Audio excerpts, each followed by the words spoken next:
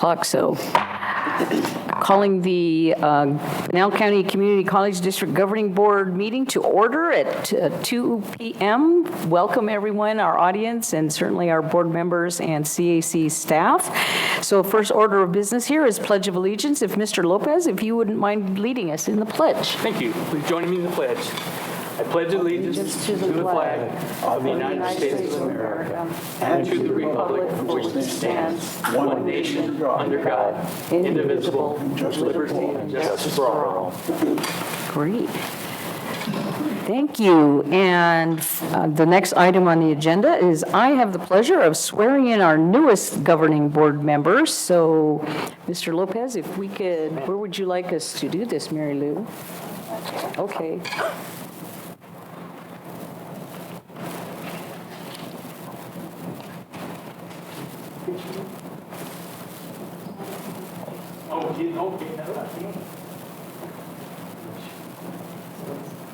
I state your name, do solemnly swear I, Gilbert Lopez, do solemnly swear that I will support the Constitution of the United States that I will support the Constitution of the United States, and the Constitution and laws of the state of Arizona, the Constitution and laws of the state of Arizona. that I will bear true faith and allegiance to the same I will bear true faith and allegiance to the same, and defend them against all enemies, foreign and domestic, defend them against all enemies, foreign and domestic. and that I will faithfully and impartially I have faithfully and impartially discharge the duties of the office discharge the duties of the office of member of the governing board of Central Arizona College member of the zoning board of Central Arizona College according to the best of my ability, according to the best of my ability, so help me God. so help me God. Very good. Thank you. Congratulations.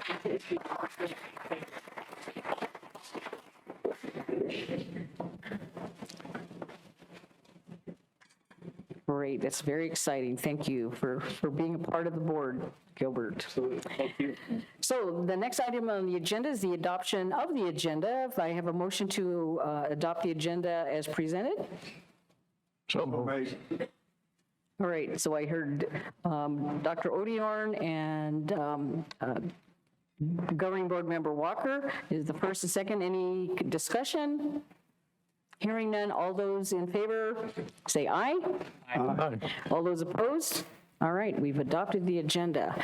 Call to the public.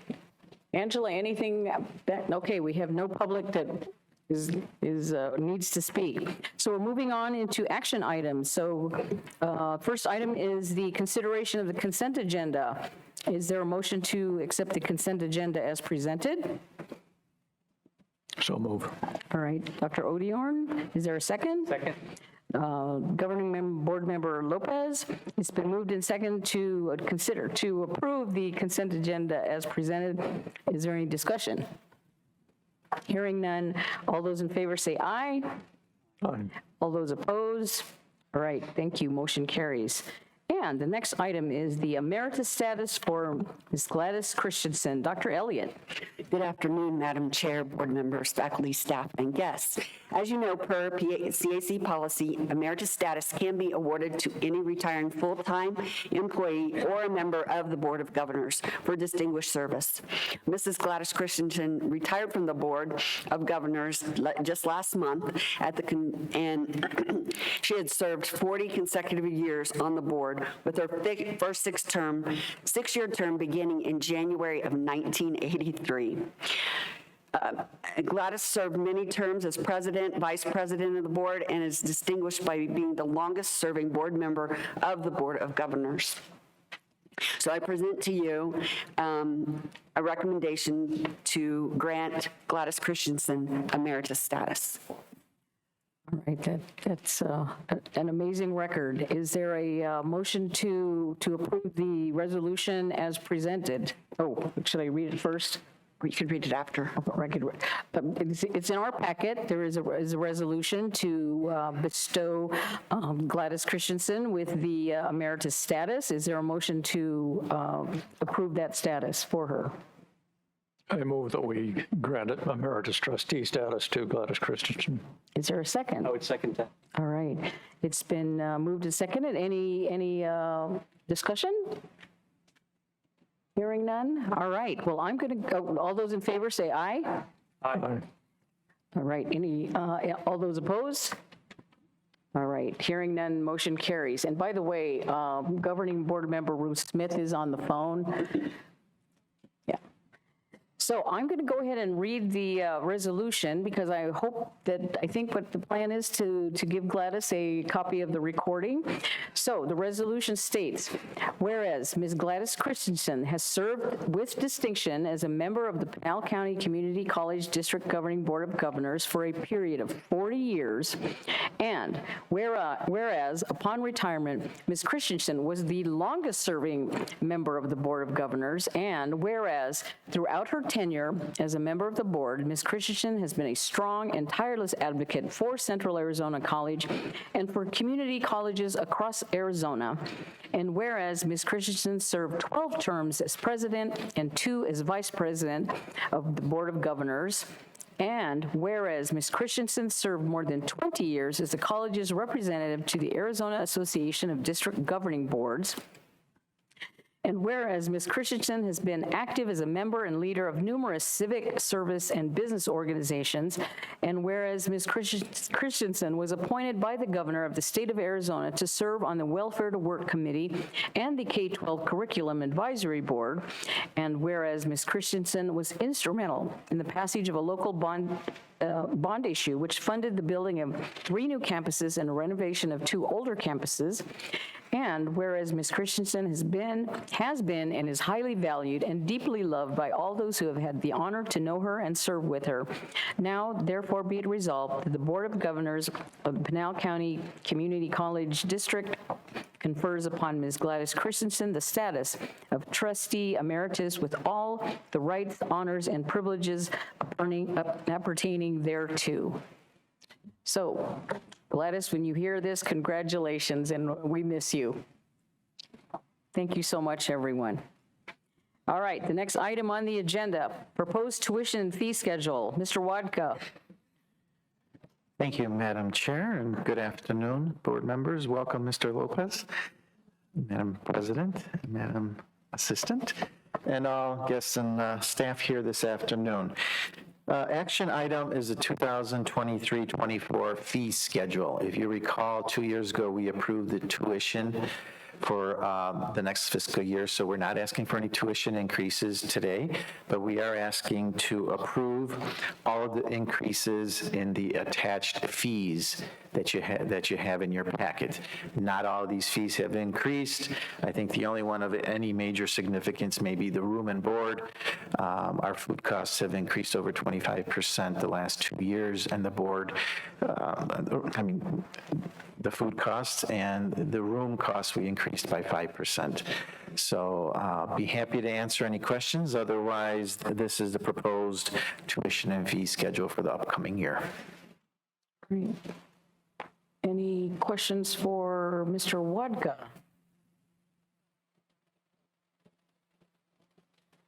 Okay, thank you. All right, very good. Is there a motion to accept the proposed tuition and fee schedule as presented? So made. All right. Second. All right, been moved by Governing Board Member Walker and seconded by Dr. Odiar. Any discussion? Ruth, anything? All right, I'm hearing none. So all those in favor say aye. Aye. All those opposed? All right, motion carries. Thank you for that. The next item on the agenda is the board development plan. It has my name on it, but I'm going to hand this off to Dr. Odiarn to discuss. This is based on a retreat that the governing board members had back in, was it December?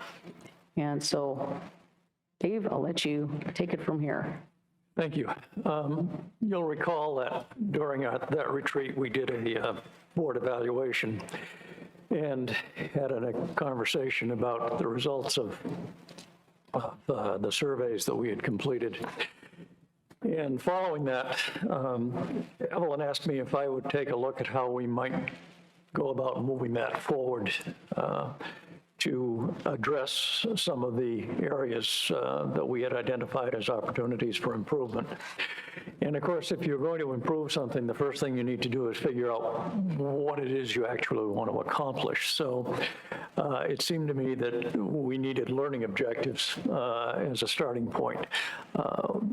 Once we figure out what those are, of course, we'll have to figure out how we're going to accomplish them. And we had talked a little bit about we could address some of them at upcoming retreats, or possibly add some time to a meeting here and there to have a workshop to address some of these. But the first step is these. And so what's in your packet reflects my thinking.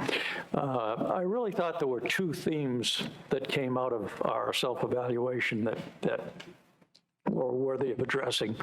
Those were communication and knowledge and understanding of particular aspects of our work. And so I took each of those and developed learning objectives under those themes. You have them. And you've had a chance to read them and certainly have be happy to answer any questions anybody has. But to get that started, I would move that we adopt the learning objectives that are in today's packet. Any discussion for what Dr. Odiorn has presented? I would concur with the two the large categories with regard to communication, and that is communication amongst ourselves, communication with our Dr. Elliott and her team, and communication as board members as we participate in our communities. And then certainly knowledge and understanding. We do have two new board members who are on the board, so there's always opportunity, and those of us who've been on it a little bit longer don't always remember, and so getting refreshed on the aspects of working with Central Arizona College is always a good reminder, and gives us opportunity to the whole idea was to improve our roles as we serve the community college district. Any other thoughts? I don't think you ever got a second on the motion. Oh, didn't get a second? No. Oh, sorry. And here I am rambling on. Okay, Dr. Odiorn made a motion to accept the learning objectives, because there will be a next step after that. Is there a second? A second. All right, it's been moved and seconded. So I made a discussion all to myself. And so any other conversation about this?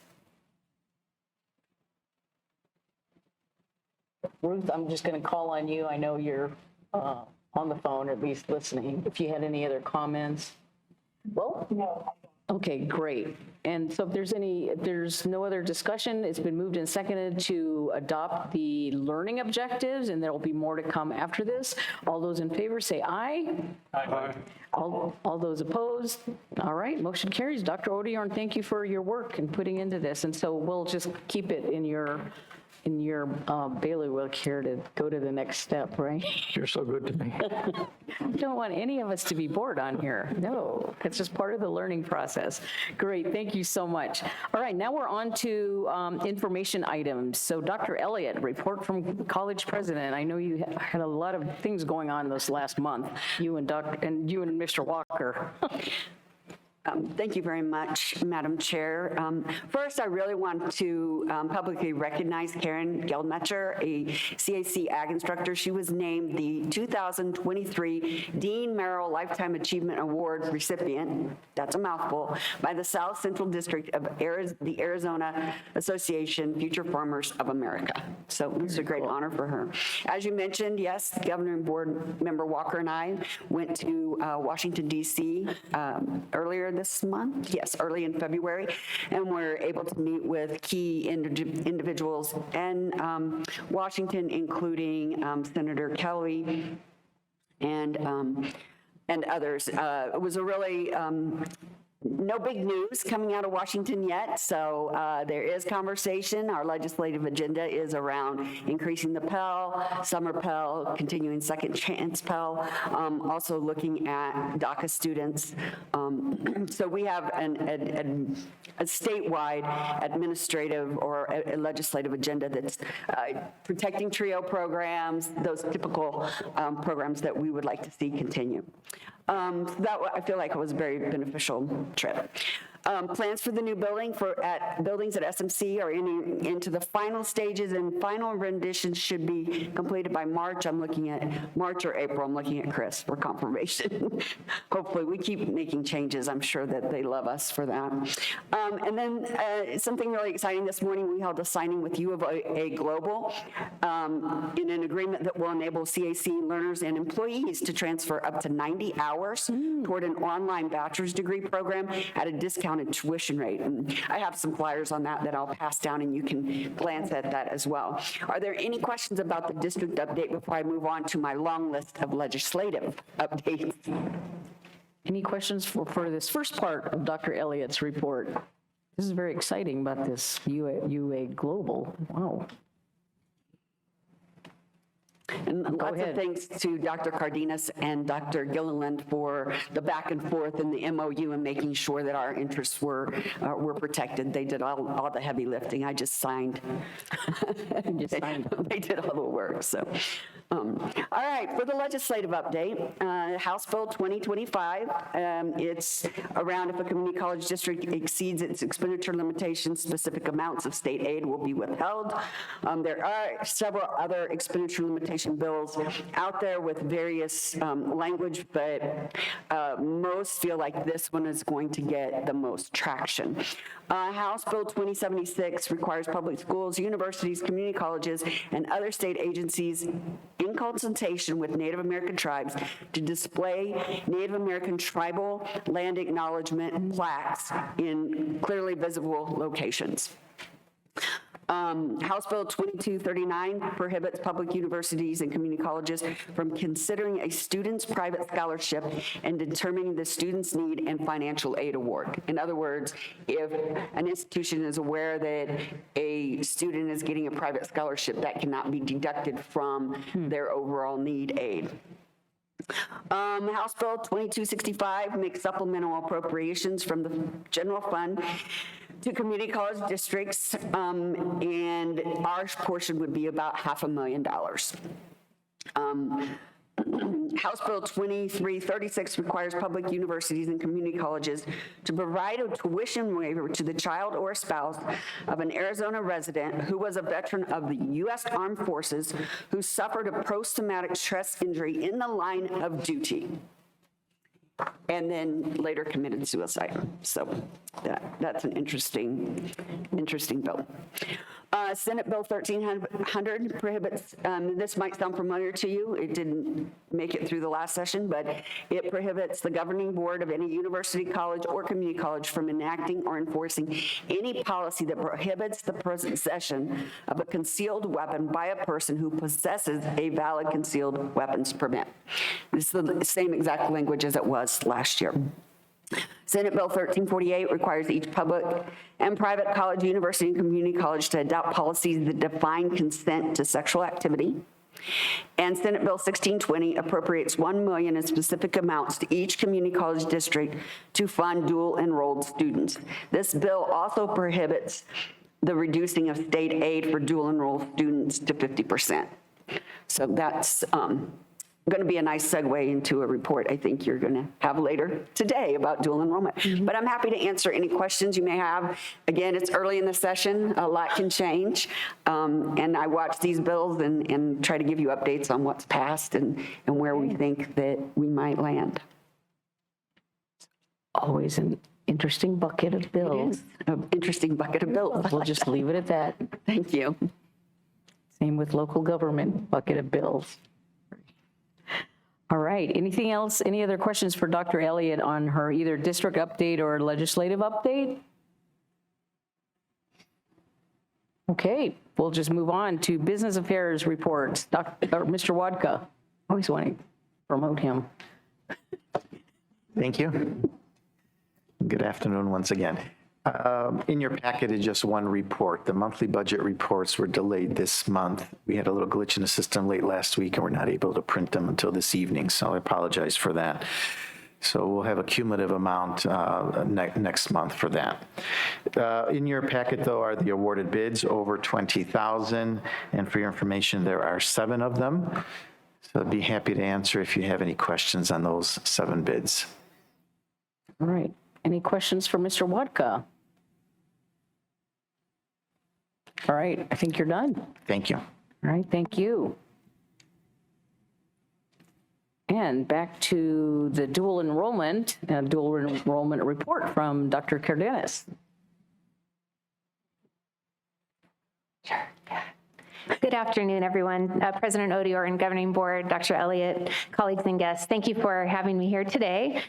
First, before we go into the dual enrollment presentation, I would like to introduce our newest administrator in student services. Dean Lisa Hahn has joined us from ASU, and she is our Dean for Student Development. We're so happy to have her on board. She's been an amazing addition to the team already. So thank you for joining us in Pinal County, and welcome to CAC. Yeah, welcome. And then I would like to introduce Andy Long, who's our Dean of Enrollment Services, and he is going to present on dual enrollment today. He's also got part of our Enrollment Center team and outreach team that are here today.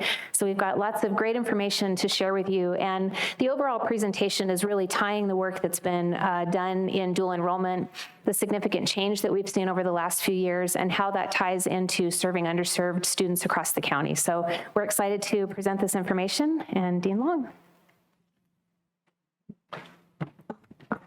Thank you. Chair Kasuga, President Elliott, members of the board, Mary Lou, thank you for this opportunity. Chair Kasuga, I also appreciate you being my chamber annual banquet coach to kind of keep me in the loop with everything that's going on at that event there. So thank you for that there. One thing I want to point out is you do see my name on this presentation, but it'll be 2 weeks before I hit my 1-year anniversary at CAC. So all of the good work up here was not me. It was some of the people in this audience here today that I'll mention here in a little bit there, but really want to give credit to them for the work that they did. I guess as an administrator, I just stand up here and take credit for your work. Is that kind of how that works out there? They're saying so, okay. We're really thrilled to be here to kind of present this information. Go on to the next slide there. So you look at dual enrollment, and with dual enrollment, these are classes taught at the high school by qualified high school staff members there. So when students take these classes, they're getting their high school credit and they're getting college credit. So it's part of the high school class, part a CAC course. So we got to make sure the faculty is qualified. We got to make sure they're teaching to our learning outcomes. We got to make sure they're using our curriculum there. But the great thing about dual enrollment is if you look at the statistics on this, you know, if students complete like 2 college classes while they're still in high school, the odds of them going to college as a degree-seeking student shoot up significantly. And when they hit that 15 credit success rate, the odds of them being retained and succeeding are so huge. So a lot of students that take these classes in high school because their counselor says, you got to get into college algebra next semester, or sometimes students don't even think they're college material. And then they pass that class and they're like, maybe I am a college student. So it's a great way really to do some of the equity work we do, partnering with the high school to offer these courses here. If you want to go on to the next slide, a lot of work has been done to see the results here, and I do want to point out some of the people that did that. You look at our Enrollment Center staff, and I really want to kind of point out 3 individuals specifically that I've worked a lot with that have done a ton of work to get where we're at. Our Assistant Director of Outreach and High School Relationships is Hazel Rossi. She's like the air traffic controller, so like she has to work with the high school counselor, the division chairs, the dual enrollment faculty, and kind of get them all connected, you know, to make sure that everybody's on the same page. The paperwork's going through the system for the talent development side, the paperwork's going through for the registration side. So she always has a lot of balls in the air. And when you look at the increase we've had in courses, you'll kind of see the work she's done here. Also, Jen Montijo is the outreach coordinator with our outreach team there. It was about 2.5, 3 years ago when they said, we've got to grow dual enrollment. And there was a big transition with our outreach team at the time. And so they were the outreach team doing all our outreach to get the incoming degree-seeking students, at the same time doing this huge push to grow our dual enrollment there. So really appreciate the work they did. We jumped up huge, and we got our processes for admitting and registering students. And so with this huge increase, I know they were burning the midnight oil before I came to make sure our rosters were correct. And hopefully we can look back and laugh and not cry at some of those days there, but we've come a long way there. And then who couldn't be here, Megan Purvis, who's our Student Services Director at the Maricopa campus. She's done a fantastic job of developing those relationships at the Maricopa schools. But you look at our campus directors with Maria in the audience, with Carissa Patefield up at SMC, the rest of our outreach team, Sandra Lasher, Emily Bentner, who just joined us, Veronica Mosley. And a really good story this year is we went and visited Poston Butte, who you can just see out down the road there, in January, and they said, we're an AP school. You know, we don't want to do dual enrollment. We're an AP school. And Veronica kept working on them, and then about a month later, they said, man, we'd really like to look at offering a college algebra dual enrollment course. You know, so you kind of see the work that they're doing on these relationships to keep this moving forward. Along with that, every course and faculty member was approved. Our academic division chairs are the ones that are looking through those transcripts, looking through those syllabi, looking through that curriculum. And we added an academic liaison with Amanda Potts, who's one of our faculty members in hospitality. She also is that point of contact. So when our dual enrollment faculty goes, how do I take attendance on your system? How do I enter grades? And sometimes give them a friendly reminder that you have to enter grades for us too, and not just the high school, but she's been a nice addition to here. So you go to that next slide. Wow. And when you look at this, in 3 years' time, the number of students in terms of head count for the fall is about a 4 times increase. You know, at the same time, our overall student head count has gone down just a little bit. So we went from like 4% of our head count in the fall being dual enrollment student to just about 1 in 5 students are now our dual enrollment students there. Look at the dual enrollment credits. So not only do we have more students, but they're taking more credits. You know, you have about, 4,800 credits.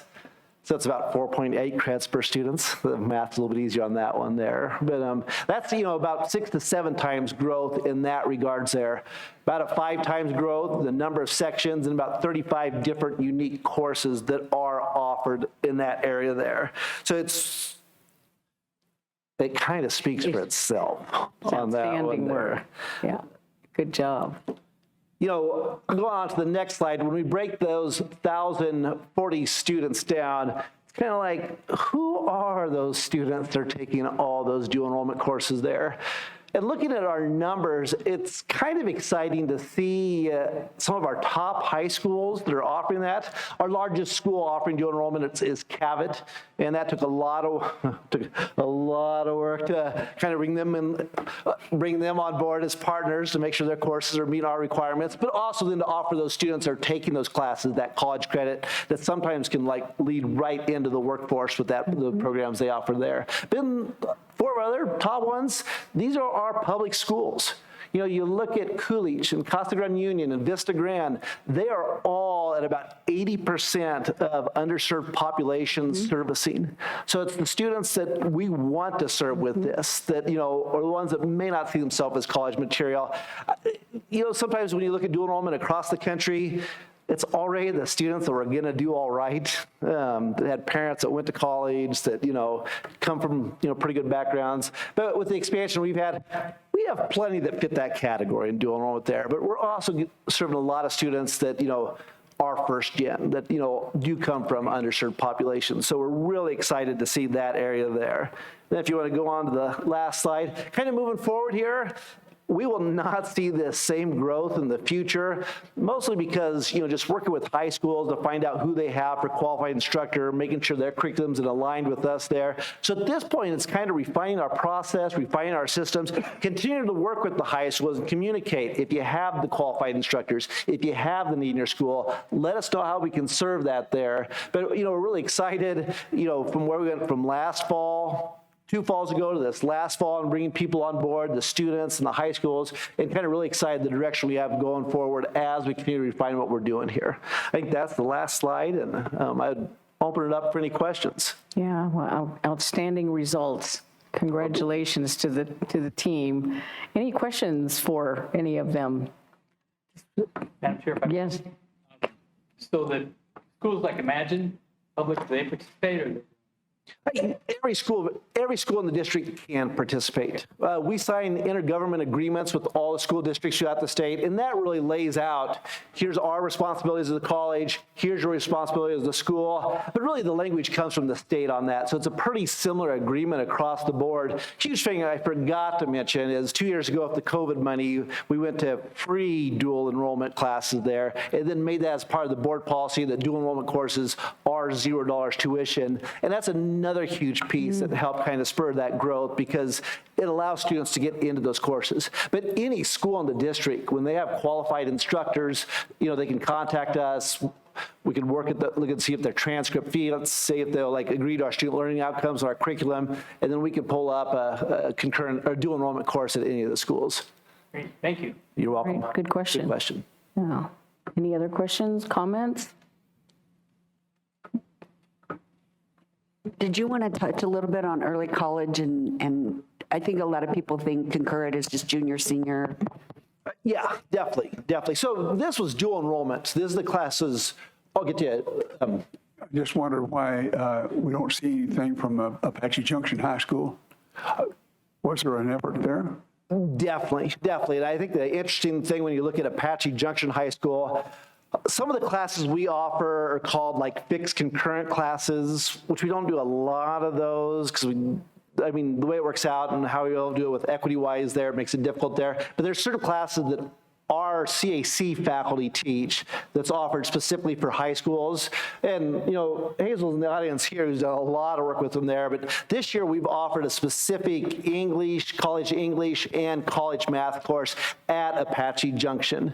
And these are courses where we have CAC faculty that are teaching the courses, and they're going to the Apache Junction students. Generally, they have a teacher or another educator in the room that's helping the students on that regards there. So it's kind of finding out what their need was and with where they were at with qualified instructors. We were able to create a couple sections with our instructors to be able to offer dual enrollment at Apache Junction. Okay. Those classes, the students go over to the college campus for the instruction, or they go into Those are classes that are taught at the high school. Yeah. But then the other piece that Dr. Elliott was mentioning, we have our concurrent enrollment courses too, where students in high school can take CAC courses. And with our online offerings, that's really expanded those opportunities a lot. Each school works it a little bit differently. I know there's certain times where a school may allow a student to come to one of our campus and take one of our classes, but most of these classes are high school students taking classes taught by our faculty online that are getting high school and college credit. Our early college scholarship is offered to juniors and seniors, so they can get 6 credits paid zero scholarship every semester as long as they keep a 2.5 GPA with us, that they can find classes that we offer by our instructors to get ahead their junior and senior year. But if a student is academically ready to go and eligible, they can start taking those early college classes even before their junior year. Just they've got to pay on their own before then, but at $50 a credit hour, that's an amazing bargain to kind of get going there. We always have a handful of students that complete their associates at the same time they complete their high school diploma as a part of that, and then even a lot that just get 15 to 20 credits, and after they change majors once or twice, they're still able to graduate in 4 years there. So that's another option. I think Mission Heights is probably one of our biggest partners where, they actively look for concurrent enrollment classes that fill the schedule of their students and sometimes meet their graduation requirements to kind of make sure that they're getting everything met there. So it's another part that really helps out that partnership. Great. Any other questions? Yeah. Thanks. Yeah, thank you so much. This is just another bonus for our partnerships with all of the high schools in the county, and for our students. Yeah, Thank you. Thank you for the update, and thank you for all the work. Well, I wanted to come back up first to say that I'm officially 1 for 3 in welcoming board presidents as I start to present, because today I indicated that Dr. Odiorn was our board president, and if you recall the last time I presented, I didn't say your name, I said the previous president. So I'm 1 for 3. You're on And a I roll. apologize, President Kasuga. I absolutely know you are President, the governing board. We don't I know care. what'll happen then, right? But I did want to share, there are two things that are kind of follow-up to this. And one would be the results of what we're seeing now that we have this expansion with our dual enrollment students. And that was part of where the next steps are, speaking with our academic divisions as well as the outreach team and determining what does our ideal dual enrollment program look like and what courses do we think fit best. And that may differ depending on the high schools, depending on the area, but really fine-tuning that part of it and bringing back then the results as to what is the retention rate on those students once they graduate from high school. Are they attending CAC or going elsewhere? And the second part is, as you mentioned, Mr. Walker, that dual enrollment is only one part of our high school programs project overall, and the other is the concurrent enrollment piece. And different from other institutions across the state, we have both sides that for many years, our concurrent enrollment has been much larger than our dual enrollment was because of the early college scholarship. So now having those two pieces kind of put together, we have even a larger scope of students that we're able to influence across the county. So that information was a little bit less attainable at the time, and I know that Dustin, we've spoken with Andy about, as a follow-up presentation down the road, being able to show you that big picture reach across the county. So thank you again very much. Thank you to academics and all of the faculty and division chairs and their support with this, and to the outreach team who has been just incredible. So it's been a great adventure. It happened very quickly. And as Andy said, Thank you. the numbers speak volumes, so congratulations. All right, well, that ends up being the last report on our agenda today. So our next meeting will be March 21st back at Signal Peak campus. So on that note, meeting is adjourned.